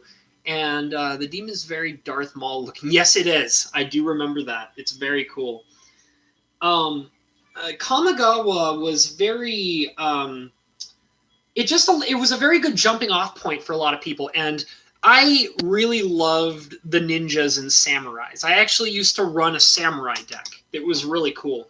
The samurai that I loved the most was I had. I can't think of his name off the top of my head, but he was a green samurai who was legendary, and his whole thing was that he was basically like the Mirrodin troll ascetic, but he was a troll ascetic in samurai form, and he also turned other samurais into troll ascetics, which was a very powerful ability. It basically allowed all your samurais to regenerate, and you know, people didn't really have answers to it because let's face it, anybody who knows what troll ascetic is, it's very powerful and it's very hard to deal with. And so I ran a green deck that ran with troll ascetic, and it was a lot of fun. I mean, troll ascetic. It ran with this green samurai that I can't remember the name of, and it was a lot of fun. I'm a fan of feudal Japan. The set resonated with me. Yeah, it was a lot of fun. And I mean, the thing is like I said, like it was I was a young kid who just kind of was getting into it, and it's like when you jump into something and you're like I would say that was when I was still going through my Timmy stage. And it's like, oh, look at all the ninjas and the samurais and like all this cool stuff, and I want to do this. It was very fun. So I had a lot of great memories with that. So you know what? I'm going to take a moment here and I'm going to set this card aside because I'm actually going to change up my colors. For anybody who didn't hear me mention it before, another thing that I'm going to try and do is whenever I start messing around with my colors on my palette, I'm going to try to get it in the view of the camera so that you guys can actually see what I am doing with my colors. That way, you don't just have to take my word for it. So I'm setting aside my small brush here and dipping it in my water. And what I'm going to do actually is so to give an overcap of what I was working on while I was talking, I basically have darkened this whole area of the card to better represent the shading, which you can kind of clearly see it's much darker on this side than it is over here. So I was just basically darkening the shading, making it mesh with the rest of the art better. And I finished that. So now I kind of have to focus on a few other things instead. So one of the things that I really wanted to do is I actually wanted to kind of address this interesting burgundy cape down here. If you can kind of see what's going on, there's this burgundy cape that comes off from the side, and then you can see that the edge of the cape kind of drifts off into the corner here. So one of the things that I wanted to do is I wanted to kind of get my burgundy red color going and kind of make the cape drift off to the side a little bit here, just as a little bit of extra detail. So I'm going to basically, to get that burgundy red, I'm actually going to take my purple that I have already created, and I'm going to get a little dab of it here. Just kind of, I don't think I'll need very much of it. I think I just need a little bit. I'm also worried that I actually might need more purple, but until I actually get to that point, I'm not going to worry too much about it. Maybe I'll just use all of it. I might just use all of it. Yeah, I'm using a lot of purple here. And just kind of make sure that I got it off there. Okay, and I'm dipping my brush again. And now I'm going to basically grab some of this red. And I don't really want to grab too much of it. I really don't, because I need this red, this burgundy red that I'm about to make to stay pretty dark. So I'm just grabbing like a little dab of it, and I'm going to basically throw it right over here, and I'm just going to start mixing it with this purple, just to make the purple much brighter with the red to get that burgundy color. So yeah, and I'm kind of trying to be a little careful with it, because if you guys can't tell right away, this is very thin. It's because I'm at the end of my purple. That's why it's so thin. So I'm just kind of like trying to push my brush into the palette to get most of the paint off of it. Isao Enlightened Bushi, yes, he was my jam. I only owned one copy of him, but I have such fond memories of that guy. He was so cool. He left a major impression on me as a little kid. He was a favorite of mine. And the thing that was really cool about Isao Enlightened Bushi is he was like, if you actually look into the lore of his character, he was this really cool, rebellious kind of character. You know, he wasn't a part of I can't remember the name of it, but there was like the whole clan with the main bad guy, the main bad guy who was actually a white aligned character. And that was another cool thing about Kamigawa. That was back in the days where white, where colors didn't have a defined, alignment. So they actually decided to make black the good guys and white the bad guys. It was so cool. And you were 30 back then? Oh, man, goaty goat. You're a geezer, man, but I can dig it. Don't even worry about it. I was actually a very small kid. Let's see. I can't remember exactly how old I was. I want to say maybe I was probably 12, 13 maybe when that was happening. I can't remember exactly, but it was when I was in middle school, so I was probably about maybe I was 14. It's been so long. Um, but yeah, no, he was so cool because so white were the bad guys, and the black were the good guys. It was so interesting. And Isao the Enlightened Bushi was like this rebellious character. Oh, by the way, I'm taking the palette out of the way because I've gotten my burgundy red, and I'm going to start laying it down on this card. And it's actually going to be very dark, but that's actually on purpose because the shading makes it very dark on the side over here. But yeah, Isao in Light and Bushi was this really cool kind of like rebellious character who wanted nothing to do with any of the characters. He didn't want to be with the black good guy characters, and he didn't want to be with the white bad guy characters. He didn't want any of it. He just wanted to do his own thing. And I always thought that was really cool. He was just kind of this really rebellious character, and I, as a young rebellious preteen, I felt like I really identified with him. You know, I was all angsty and young at that time, and his character really spoke to me a lot. I thought he was very cool. So I actually did get the right kind of shade of red going on here. So I'm actually going to I drifted it off to the side here, and it actually matches very nicely to the rest of the art. And I'm basically kind of trying to curve it around to give it this interesting, like, flowing appearance to it. Just to add a little bit of more intrigue to the actual coloration of what it is. So I'm just kind of, curving it around the side here. And I know it's probably very hard to see, but it's definitely there, I promise you. So that interesting cape is done in the way that I want it to be done. So the next thing I'm going to start doing is, because I could have saved that for last, but I really wanted it done because I kept looking at it over and over and over again. I'm like, I really want to do this. And sometimes I'll do that. Like sometimes, even though I like to save the details for the end, sometimes I'll just jump right into one because I really want to get it done. So that's what I was doing for that. So the next thing I'm going to do is I'm actually going to go back into using black. And the black is going to be for the purpose of darkening this area over here, because this purple is actually kind of bright. This area is about right for the coloration that I need, but if you look on this side right here where the art is, it's very, like, there's these black, like, splotches. It looks like a texture along the wall, almost. And I really want to get that done because that's actually going to cover a lot of the wall area on the top here as well as on the bottom. And I actually have an interesting idea, too, to add some detail that's not actually in the art down here on the bottom. But I do actually have to address what is in the art first. So I'm going to focus back on getting this black done here. Okay. So I actually just now realized that I was talking earlier about these interesting psychologies for art and stuff like that, and I lost track because I wanted to talk with you guys. But you know what? Since I've talked about it so much already, I'm just gonna.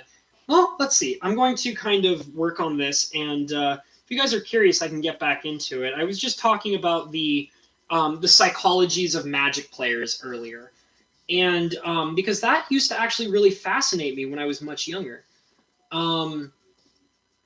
So the thing is that the interesting thing about the Magic psychologies is that when I was talking about them, it was based on the fact that that there are all these different kinds of players that want different things out of Magic cards.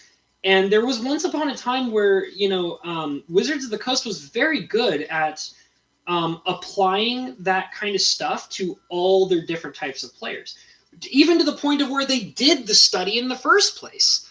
I believe that I managed to talk about the Timmy and the Johnny. The Timmy is the guy who likes the big splashy stuff. The Johnny is the guy who likes to mess around with combos. And I managed to talk about Spike, who's the person who wants to win all the time.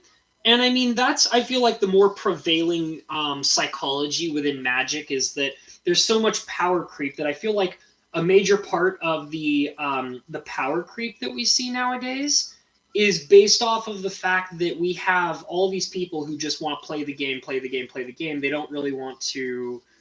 I mean, there are those people who are interested in the lore, but it's more of like an afterthought than what it used to be.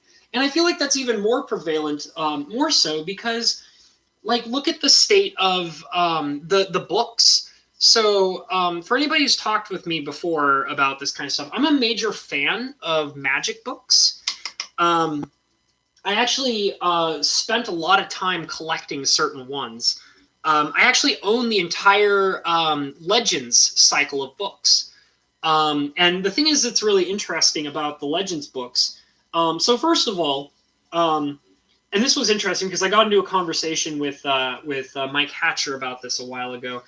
The Legends cards, like the cards from the Legends set, are actually in fact based off of a bunch of people who were playing Dungeons and Dragons together, and they had all these characters that they created, and then they just basically turned that into Magic cards. And the Legends books were actually written much later after the Magic, the Legends set. So what was interesting is that the books are written based off of the original Legends campaigns. So, like the D&D players who played the game that became the Legends set for Magic actually had like all their campaigns and information written out. I mean, there were a lot of blank areas and things like that. Like, there were only portions of it left that they could really give off. But they basically gave the Dungeons and Dragons information for the Legends set. They actually gave that information to the writers of the Legends books which happened way later, and they basically wrote all these. The writers took that information and replicated it into the books and told this very intriguing set of stories and adventures that were just fantastic. I'm actually on the third book of the Legends set. And they're just great. They're great books. And the reason why I'm bringing up these books is that I'm a major fan of them. And as we all know, they've been kind of a lot less interested in trying to present the books and making them this big deal. And, they stopped doing that. And then there was like kind of this outcry to bring the books back. And so then they wrote the War of the Spark novel. And I think most of us know exactly how that went down. That was that was not probably not the best way to handle the outcry for more Magic books, because nobody liked those books. Nobody. But the importance behind the books is that those were applied for the people who were actually interested in the lore. And they don't really do that anymore. They focus more on, like I was saying, the spike players, the people who just want to win the game. They just want to play to win. And the people that are actually interested in reading the books are known as the psychology group called the Vorthos. The Vorthos are the people that can take a Magic card and be like, what does the flavor of this card say to me? What's the backstory? Who is this character? What are they doing? Like, how does this apply to everything else that is happening in the storyline of the game? And, like, what is the villain doing? What is the hero doing to stop the villain? All these, various interesting things that, people who actually want to read the books and be a part of that are interested in. And so, the Vorthos are the people that just care about that stuff mostly. And, obviously there's always going to be the various different people who kind of are a combination of the different characters, the different psychologies and things like that. But generally, like they kind of have just like turned into being focused on, power creep and how is this useful, and who's going to play what, and the story is an afterthought. Like it's like they don't really hire people to really do the lore anymore. They just kind of like have like flavor text writers, and the flavor text writers are not really people that are specifically tying themselves to the lore. They just kind of get this basic idea of what's happening in the storyline, and then they try to kind of apply what's happening in the card to something that might be happening in the actual storyline. And that's not enough to go on. Like there's not enough to just simply say that, oh, I can write a sentence and it gives you a hint at what's going on, but there's no actual story. And it's I really miss a lot of that stuff. And I think there's a lot of other people that do, because we have like Mike Hatcher. God, I keep bringing him up all the time. It's because I take a lot of inspiration from him. I really do like what he does. And I mean, I think most of people know that, who know me pretty well from doing this stuff. He is very good at setting up lore and explaining that stuff. And I want to say that those are actually some of his most popular videos that he does, is the lore videos. So, I mean, there's definitely a group of people that are genuinely interested in, the lore and stuff like that. But it's like as if they're being ignored, or it's either that they're being ignored, or that it's just not a large enough group of people for Wizards to actually want to focus on it. Okay, so let me kind of show off what I'm doing here. So I've dipped my brush very lightly in red paint, and I'm going to add an interesting detail here is that doesn't exist already on this card art, and that's I'm going to kind of make a red carpet, a very dark light red, a very dark red carpet, and just to kind of add to the royalty look. So I'm kind of just trying to be very light with it here. I think I'm going to kind of spread it out just a little bit. And I'm trying to be very thin with this coloration because it's not supposed to be very bright. It's supposed to mix with the dark contrast of what's actually happening in this art. So I'm just kind of, very lightly applying this red. Trying to make it as thin as I possibly can, so that it's not, this bright red color that's just going to, stand out everywhere. And I just think that it's a detail that's just kind of adding to the effect of what's going on in the art, It's supposed to be this kind of royal-looking room that where this person is no longer alive and has been, hurt badly or whatever. He's been tickle fighted to the end. It's over for him. He's been tickled way too much. But I like to sometimes take some of these cards. It's kind of like when I was doing the core sanctifiers, and I decided that I wanted to add in boots, like leather boots and things like that. Like that wasn't something that I needed to do. Like I could have just as simply said, like, oh, well, you can't see the boots because they're hiding behind the text box. And I could have probably gotten away with that, but I actually wanted to really add that detail just to show that, there's a little something extra in there. It's not just, base colors and things like that. Like I want to do a little bit more. So that's why I'm kind of adding this little extra touch of red in here, just to kind of make it look more like it's like a red carpet leading up to where this person is laying. And that's the thing too, is that like if you can add your own, when you do altars like this or extended arts or whatever, adding your own details to the art itself makes it a lot more attractive to a lot more people. I like, for example, a piece that I adore, that I actually spent a lot of time working on in the past. I did a cosmic horror which is a terrible card. Like it's practically unplayable. But once upon a time, it was considered really good cosmic horror.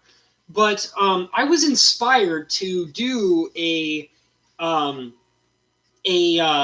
altar of a cosmic horror, and the reason that I did it is I was reading, and I mean I still am. I was reading through the Legends books, and there's this fascinating scene from the Legends books where the main bad guy in the storyline, the main bad guy in the storyline of the Legends books for the first arc, because it's actually separated into two separate arcs. In the first arc, the main bad guy is a man named Johann. And in fact, the first book is named after him. The first book is literally called Johann. And Johann is this fascinating villain. He's very deep. Like, that's another thing is, like, I feel like villains aren't really deep anymore. Johann is this very, very deep villain. Like, most of the first book, which is called Johann, it spends a lot of time trying to explain to you what kind of a person Johann is. And Johann is a human man, despite the fact that he doesn't look anything like a human man at all. But that's part of his intrigue. Johann is a human man who basically seeks ultimate power. Like, that's just what he does. He doesn't really have any very specific defined goal. He wants to he's seeking ultimate power, and he wants to basically be the ultimate ruler over all of Jamura. And for anybody who doesn't know what Jamura is a continent in the land of Dominaria, the Palanir dimension Dominaria. Dominaria is a very, very big place. So Jamura is just simply one continent. It's not like he's actually trying to take over the world. He's not. He's actually just trying to be the emperor king of this one continent. And this one continent is actually very large, by the way.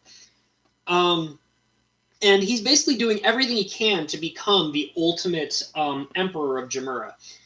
And he seeks ultimate power, and he basically, he practically gives up his own mortality for the purpose of becoming this extremely powerful person. Like, if you were to see, if you go online onto, like, the card gatherer, and you look up Johann, he does not, like, you would never guess that he's a human being. He looks like he's a freaking demon. He's got horns. He's got, like, 2 horns coming out of his head and a horn coming out of his chin, and his skin is red and black.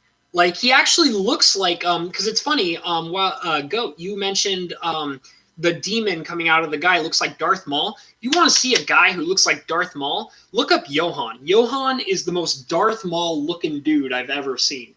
And but yeah, he basically gave up his mortality to seek ultimate power, and like, he just, it's driving him insane slowly, and he's just mad. He's hungry for power, and he ends up doing all sorts of ridiculous things just to try to become this ultra powerful guy, and you just kind of follow his adventures as a villain. I mean, there's other characters too in the story, but he's a major character who has his own adventures being evil. Oh, no problem, Carly. You're good. I actually kind of assumed all you guys were AFK anyways, so it's not a big deal. You do you, girl. It's all good. It's all good. And so he's kind of having his own adventures in being evil, and he eventually decides at one point that he's going to seek out a library for knowledge. And what he doesn't realize is that this library that he's seeking doesn't exist anymore. Give me just a second. So I'm going to stop and tell you what I'm doing. I actually just put in a splotch of yellow. You'll notice it's very small because I'm not using very much of it. This yellow I wanted to use to kind of put a small line, like a set of lines on this carpet, to make it kind of look like it has a gold trim to it. So in order to do that properly without getting too splotchy, I'm actually going to pull out my tiny detailing brush. So whipping out the detail brush, and this is my special little brush that I don't use very often, but I like it a lot, and it gets a lot of work done. And I'm wetting it, and I'm going to cover it in some yellow, and I'm going to try to apply a gold trim to this carpet that I've just made. So anyways, he is trying to seek this library at this one point, and he doesn't realize that the library no longer exists. It just doesn't. And he actually ends up running into this really, like, so the whole thing is that he is the main villain of the story. But the thing that makes this is what makes this character so cool and why these books are so good. Even though he's the main villain of the story, he's not the most evil person in the story. There are things much more evil than he is. It's actually really cool. And he ends up running into this wicked, crazy, insane, super ultra powerful vampire. Like crazy, scary, powerful, evil vampire. Who is basically taking up residence in this library that doesn't exist anymore. I mean, it does, but it's all in ruins and shambles. And he ends up trying to find out what's going on. He's trying to collect knowledge, but he realizes that he's not really learning anything. Like, he's reading all these, like, decrepit books, and they're not actually teaching him anything. And he realizes that this evil person, this super evil vampire, has actually put him under a spell and made him believe that he's learning something when in fact he's actually learning nothing. And the vampire's goal basically is to become the most powerful evil being on the entire dimension, not just, being like the emperor like Johann wants to be. This person, this evil vampire, wants to become the single most evil, powerful thing on the entire dimension of Dominaria. And she decides that she's also going to enslave the evil villain Johann to become her puppet. And she's going to control him to become the emperor of Jamura so that she can take over Jamura and then further her plans into being this super evil, powerful character. It's really cool. And it was really refreshing to the idea that they were getting across, which is, you think Johann's bad? You ain't seen nothing, And one of the things that made this so interesting was that she ends up, because I was talking about an altar I did when I started this conversation. She ends up trying to, she basically traps a cosmic horror underneath her library and her broken down library. And we're talking about some straight up Cthulhu stuff here. I'm not talking like the cosmic horror in the art for the card cosmic horror is exactly what the creature that she traps under her library looks like. And it's straight out of it's some straight up Cthulhu stuff, like not even joking. And her goal is to basically consume the power of this cosmic horror and basically rise to become this crazy powerful being, like almost godlike. And she's working on it and working on it.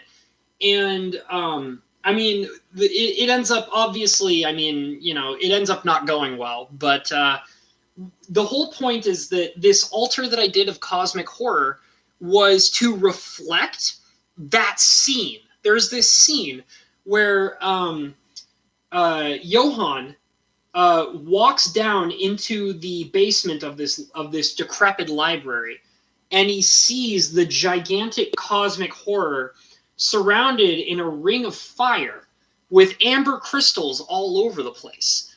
And it's just strikingly scary and weird. And that's when Johann realizes, like, he doesn't realize, like, what this evil vampire is actually trying to do until he walks down into the basement and he sees the giant cosmic horror in this ring of fire and this vampire feeding off of it to become more powerful and evil. And Johann's like, I'm evil, sure, but I have no idea what's going on here, and this is like 10 levels above whatever the hell I'm doing. He actually gets really scared. Like, it's amazing. Like, watching this super powerful evil villain becoming afraid of something that is more evil and more powerful than himself. It was so cool. And the level of detail that the book explains when it does that, absolutely amazing. Absolutely, absolutely amazing.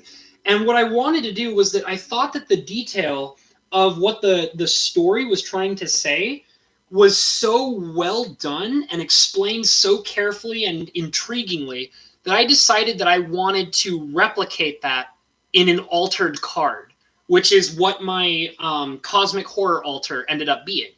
The Cosmic Horror altar that I did is almost a complete recreation of that scene from that book. Absolutely amazing. And that's, I love that stuff. I really do. It's some of my, like, when I can read a book and it just gives this amazingly weird and interesting set of information, like that, I'm like, oh my God, like, this is what real writing is right here. This is what it's all about. I love that stuff. I absolutely love it. And that's I love it when you can find a card, like a magic card, and it is actually relevant to what is actually happening in the lore of the story. It just makes it all the more intriguing. And it's just tough because we don't really see that anymore, and with the direction that Wizards of the Coast has been going.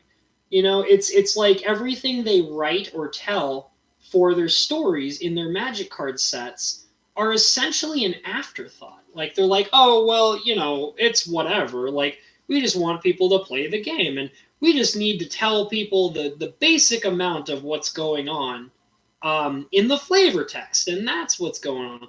And then when they actually, like, step up to the plate and decide, no, we're going to commission a new book, then you get War of the Spark book.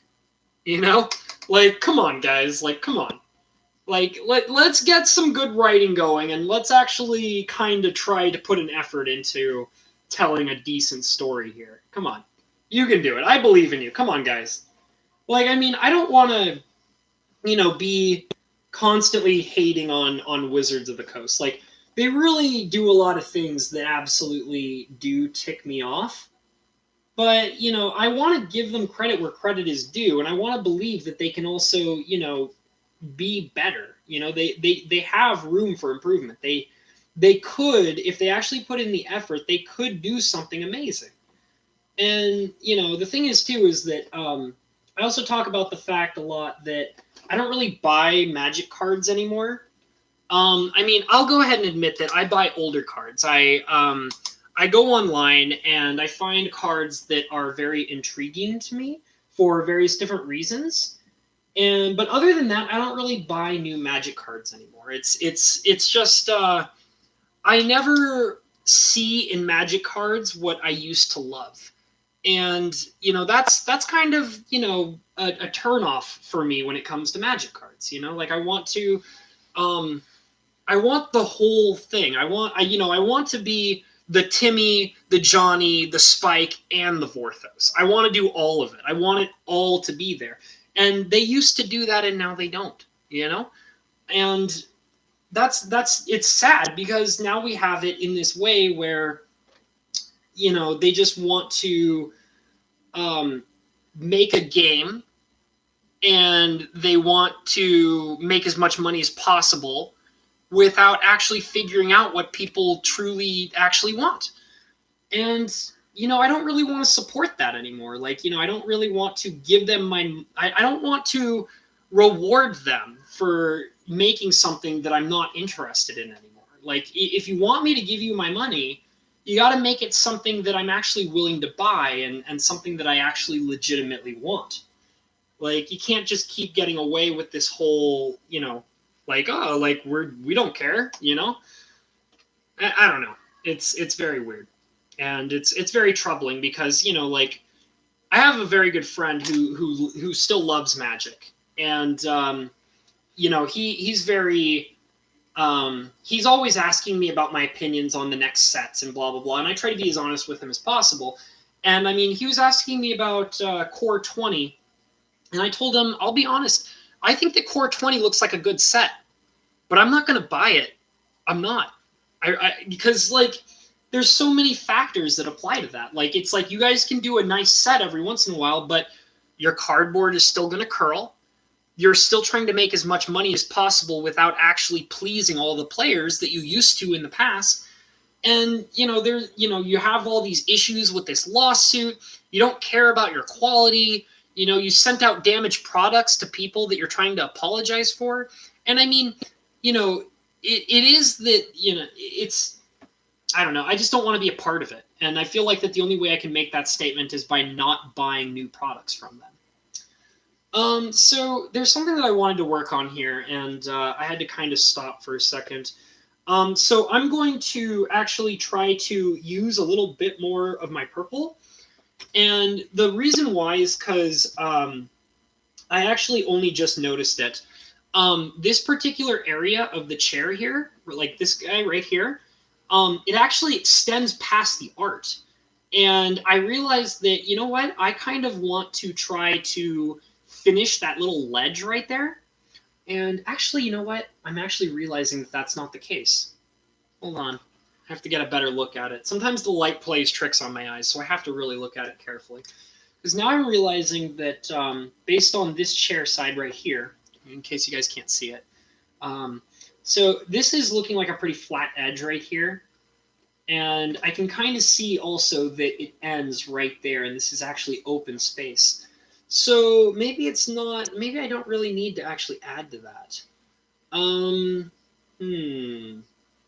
Intriguing. I'm actually wondering if this is kind of done. It feels like it might be kind of done here. I'm thinking about maybe adding a few more details to the carpet that I added. I'm not totally sure. I kind of want to add like I don't know, some like little interesting yellow designs along it, maybe. Not totally sure yet. I don't know whether it's better to have the very plain red carpet appearance, or if it's better to add more color to it. And that's kind of tough to figure out. So you know what? I'm going to do one thing real quick that's kind of bothering me. I'm going to actually going to dip my paintbrush into my red here, my cadmium red. And I was actually noticing that this cape that I did off on the side here, it's very, very dark. So I'm actually going to try to, geez. I don't know. Let me kind of rub this red off very carefully. And I'm just going to apply a very, very small coating of it. Very small. Just to kind of make it pop a little bit. That's all I wanted. I just want it to pop just a little bit. I don't want to make it too bright. I'm just kind of like making it so that it's a little bit more visible. Just a little bit. And I want to curve it around because I was kind of curving it. Just a smidge. Just a little bit. There we go. And let's see here. I'm going to kind of add a little bit over here as well. Just to kind of, yeah. I'm kind of trying to focus on this just a little bit simply because I'm trying to figure out if there's anything else I want to do with it. Yeah, just like that. Just to kind of add a little bit more red to it, just to make it pop a little bit more. I don't know. What do you guys think? I don't know if anybody's still in here. It says that there's 2 people in here, which is fine. If anybody thinks that this looks pretty good, I think I might actually kind of try to end it here. I can't really extend any of the art over here because it's too low. It's obvious that it ends at the border. Um, and I don't think there's much I can do over on this side as well. Oh, so that's the thing too, is that when you're working on a really dark piece like this, that is very simplistic, it's kind of hard to add lots and lots of details that don't already exist. And you have to be careful when you are adding details. You don't want to distract too much from what the piece actually is. Because, like, you can tell that this artist wanted to keep things very simple in what he was doing. He wanted it to be very like he wanted to show you an idea of something that was very sad, and all the important details are right in the middle of the picture. It's very focused on what it's doing.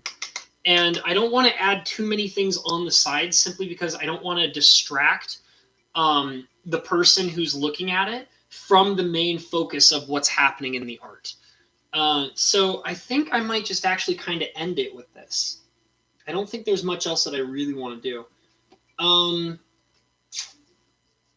Yeah, yeah. I think that's how I'm gonna do it. So I think I'm actually gonna call it here. I'm curious to hear what you guys think of how I did things today, because I did a lot of things differently.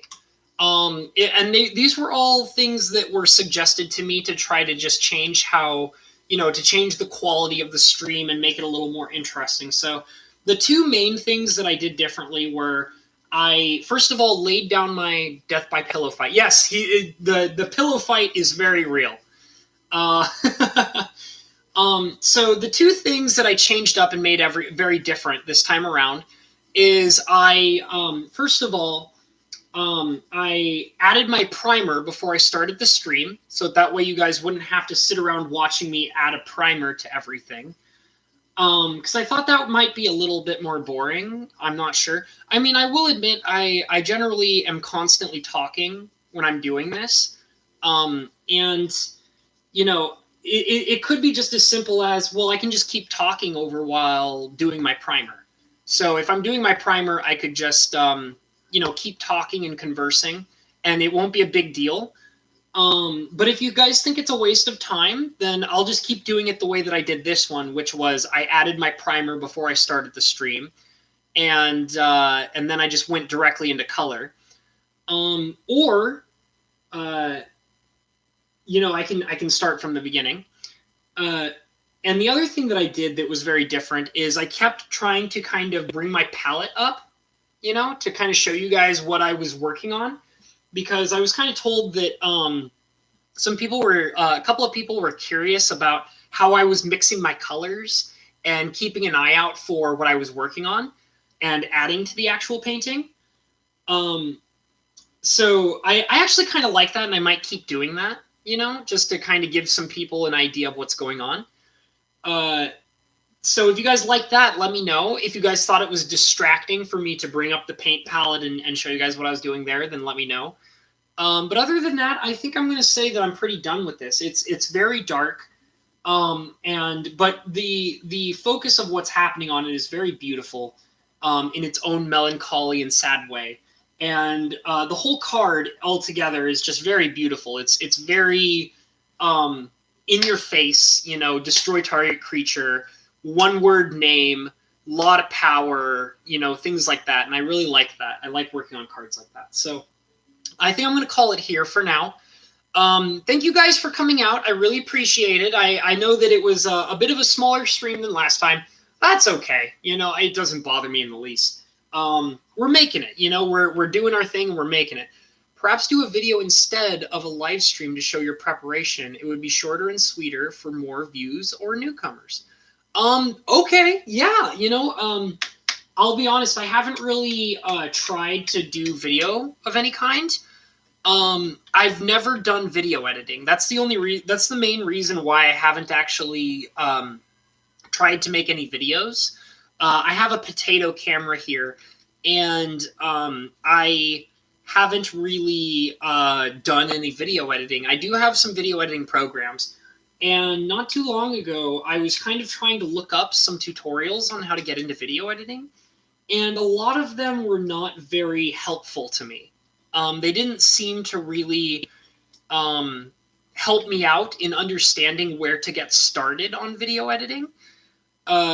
So I mean, if I can get a much more efficient tutorial through video editing, if I can find something online that can really help me, because like a lot of the video editing tutorials I've seen are very complex. They treat you like as if you already know what you're doing to begin with, and like that you know all the basics and things like that, and that you're just immediately ready to jump into the more complicated stuff.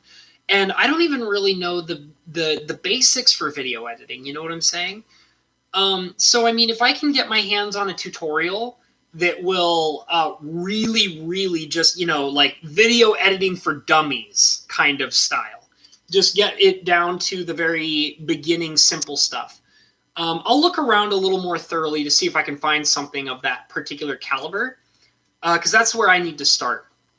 And if I can find something like that, I will actually try to be a little better about video editing, get into making actual videos, and I'll see if I can actually do a video or two that will talk about the very basics of what I do in each stream.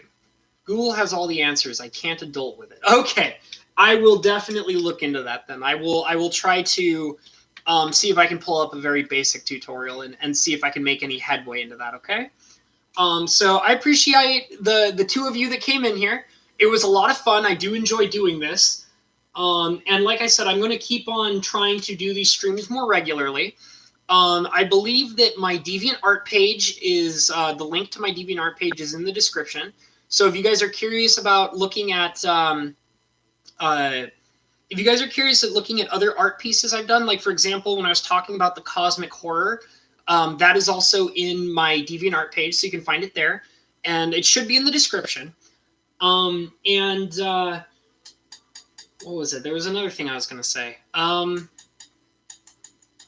Geez. Well, yeah. So, you can find it in the description. If anybody wants to talk to me about anything I'm doing, you can contact me on Discord. You'll find me at Mr. Coffee rather than Mr. Habanero. I know that's really confusing. I actually posted my name earlier. It's Mr. as in Mister rather than Mr. So you can find me at the on Discord as Mr. Coffee, and I'm also in my Catcher streams. I'm also in Cinder Shadow streams. I kind of hang out in all those areas, so most of you know that, and you can contact me that way. Generally, I will answer a few questions or comments about my own streams when I'm in those streams, but I also generally try not to distract from what those guys are doing. So generally what I'll try to do is I'll try to answer those questions very quickly and then move on to what is actually being talked about in the stream rather than distracting them, because I really love what Cinder and Mike Hatcher do, and I really don't want to distract everybody to my own content when I'm there to enjoy their content, and so is most of everybody else. So contact me on Discord, look up my art on DeviantArt if you're curious, and I remember the other thing I was going to say. I want to try to make a schedule out of this. I will generally try to be doing these streams on Wednesdays, Thursdays, Sundays, and Mondays. So Monday, Monday. I guess I should probably do it in this order: Monday, Wednesday, Thursday, Sunday. Those are the days when I'm going to be trying to do these streams. Okay, guys?